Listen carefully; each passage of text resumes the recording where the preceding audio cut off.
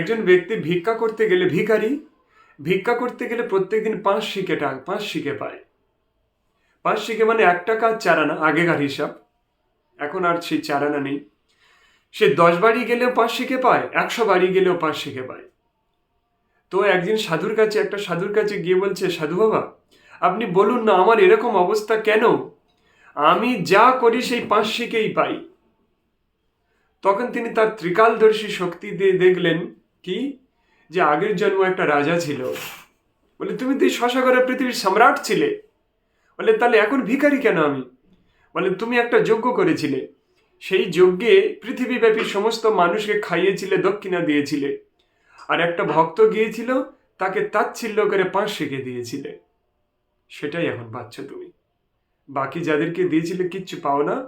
তুমি তাই ভিখারি হয়ে জন্মেছো, সেই যজ্ঞের ফলই লাভ করনি তুমি, আর তার জন্য তুমি 5 শিকে করে পাচ্ছ। বলে, আমি তাহলে কি করব? বলে, তুমি এখন এই 5 শিকাটা এনে বৈষ্ণব সেবা দাও, নাকে থাকবে, খাবে না ওই টাকায়। 5 শিকাটা দিয়ে একটা বৈষ্ণব সেবা দেয়, পরের দিন ভিক্ষা হয়ে গিয়ে 2.5 টাকা হয়ে গিয়েছে। ওটা ফের তার থেকে নিজের পেটটা একটু খাওয়া খেয়ে বাকি ফের বৈষ্ণব সেবা দেয়, পরের দিন 5 টাকা। এইভাবে ধীরে ধীরে ধীরে ধীরে কোটি টাকাতে পৌঁছে গিয়েছিল তার, শুধু বৈষ্ণব সেবার মাধ্যমে।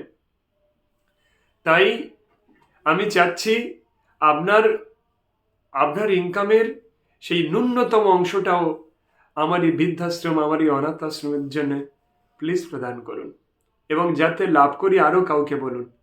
আমি বিশাল বৈষ্ণব সাম্রাজ্য তৈরি করতে চাই, যে সাম্রাজ্যে দুস্থ পিতামাতারা, দুস্থ সন্তানরা আমি রাস্তার ধুলোয় থেকে কুড়িয়ে এনে তাদেরকে আমি মানুষ করব। এটা আমার স্বপ্ন।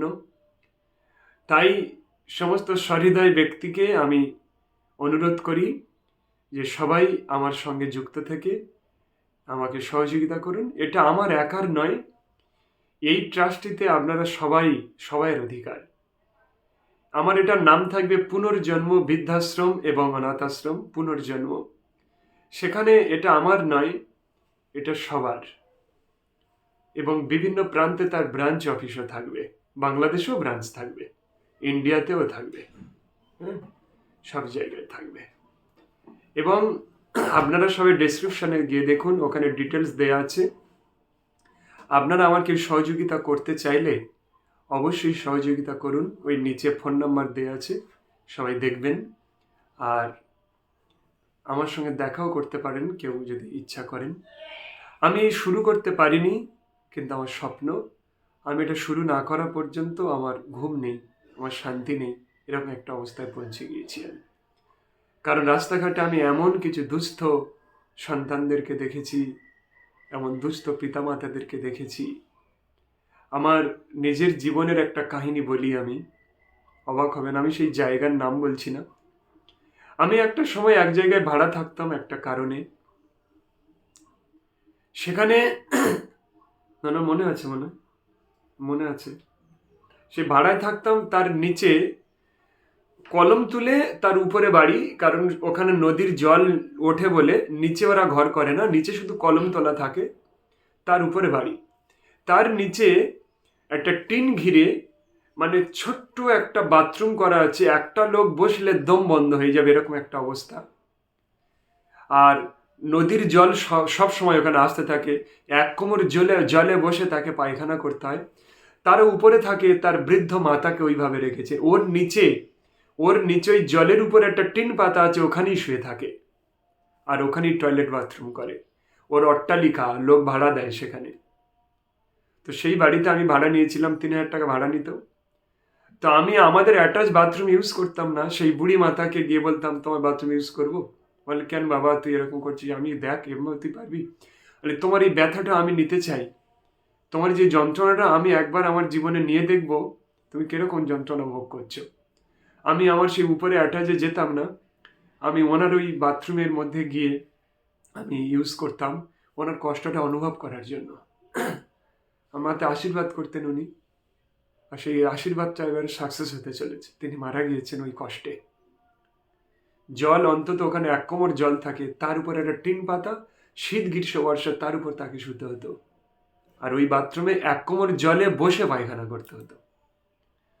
কিছু করতে পারিনি, এখন আমি দেখলে নিয়ে এসে আমার এই উপরের রুমেই তাকে রেখে দিতাম। হ্যাঁ, যদি কেউ মনে করে আমি ভক্তি জীবন করছি, এইসব করার দরকার নেই, ও একদম সাধু নয়। ভক্তি জীবন পালন করছি, তার এসব করে কি হবে? ও সাধু নয়, ও সাধু কুলের কলঙ্ক। তুমি ওকে নিয়ে আসো, এনে তুমি ওনাকে ভক্তি জীবন দাও, ধর্ম শেখাও, ধর্ম প্রদান করো, তার সঙ্গে ওনাকে সেবা করো। হরে কৃষ্ণ। বলো। হরে কৃষ্ণ। এই যে প্লেসটা দেখছেন, এইটা ছাদ হবে এবং এর উপরে পুরোটা ছাদ হবে।